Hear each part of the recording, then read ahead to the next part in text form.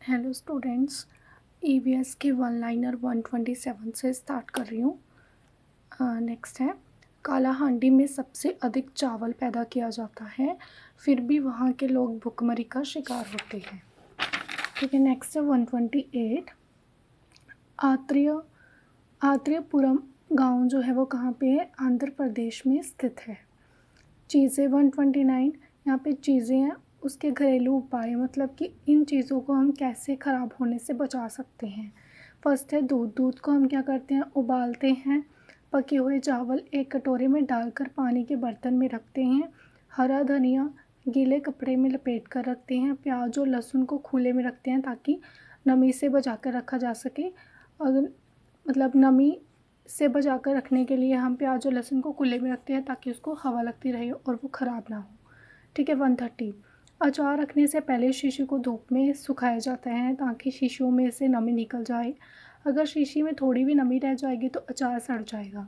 सो जब भी जैसे कि आपकी मम्मी अचार बनाती हैं तो वो क्या करते हैं, पहले जिसमें डालना होता है, जिस भी डब्बे और शीशी में डालना होता है वो उसे पहले सुखाया जाता है ताकि उसमें बिल्कुल भी नमी ना रहे। धूप में इसको सुखाते हैं ताकि वो अचार जो है वो सड़ ना जाए, ख़राब ना हो। ठीक है, आगे पौधे। कुछ ऐसे भी पौधे होते हैं जो चूहों, मेंढकों, कीड़े मकोड़ों और छोटे जीवों का शिकार करते हैं।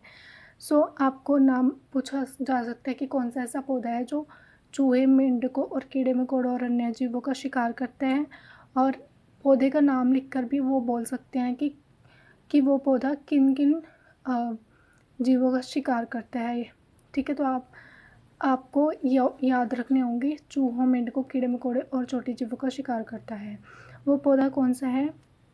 निपेंथियस सबसे ज़्यादा मशहूर है, जिसे कि पिक्चर प्लांट भी बोला जाता है। वो दिखने में ऐसा होता है।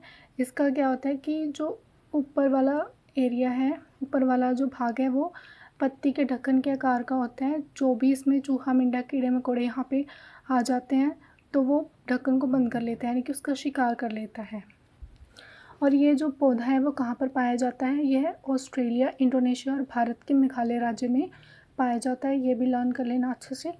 इसका आकार लंबे घड़े के जैसा होता है जिसके ऊपर पत्ती का ढक्कन लगा होता है। ठीक है, घड़े से खास खुशबू निकलती है जिसकी वजह से जो कीड़े मकोड़े हैं वो उसकी ओर आकर्षित होते हैं और उसके अंदर चले जाते हैं। फिर वो जैसे ही पौधे के ऊपर पहुंचते ही कीड़े अंदर फंस जाते हैं और बाहर नहीं निकल पाते। ठीक है, तो आपको ये इसका नाम जो है वो याद रखना होगा, और ये कहाँ पे पाया जाता है और ये कौन कौन से जीवों का शिकार करता है वो आपको लर्न करना है। उसके बाद है कुछ बीज। अब बीज के बारे में है कि बीज जो है वो एक स्थान से दूसरे स्थान पर चले जाते हैं। वो किस तरह वो एक स्थान से दूसरे स्थान पर चले जाते हैं। कुछ बीज हवा में उड़कर दूर दूर तक पहुंच जाते हैं और कुछ बीज हवा में तो उड़ नहीं पाते, लेकिन वो जानवरों की खाल के द्वारा या हमारे कपड़ों में अटक कर एक स्थान से दूसरे स्थान पर चले जाते हैं। ठीक है, पौधे स्वयं यानी कि खुद भी अपने बीजों को दूर छिटक देते हैं, जैसे कि सोयाबीन की फलियाँ जब वो पककर सूख जाती हैं तो वो चिटक कर बिखरने लगती हैं। नेक्स्ट है 140।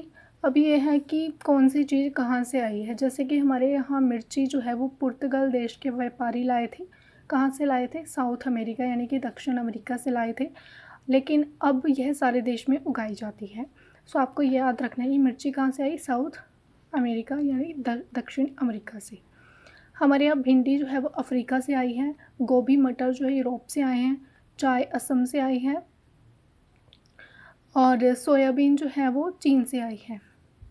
बीन अमेरिका से आई है। बैंगन जो हमारे भारत में उगाए जाते हैं वो क्या है? बैंगन, मूली, सेम, करेला, आम, संतरा, बेरोर, केला, पालक, परवल, टिंडा, मेथी, ये सब भारत में उगाए जाते हैं। सो थैंक यू, आज हम यहीं तक करते हैं।